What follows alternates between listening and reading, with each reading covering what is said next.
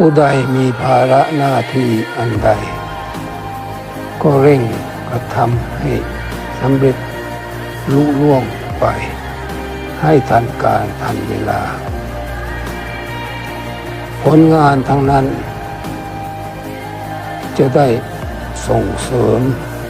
ให้แต่ละคนประสบแต่ความสุขความเจริญและทำให้ชาติบ้านเมืองดำรงมั่นคงและก้าวหน้าต่อไป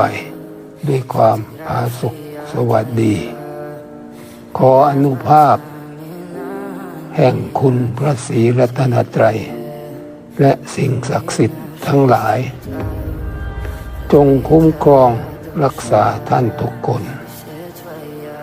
ให้มีความสุขไม่มีทุกข์ไม่มีภัยตลอดศกหน้านี้โดยทั่ว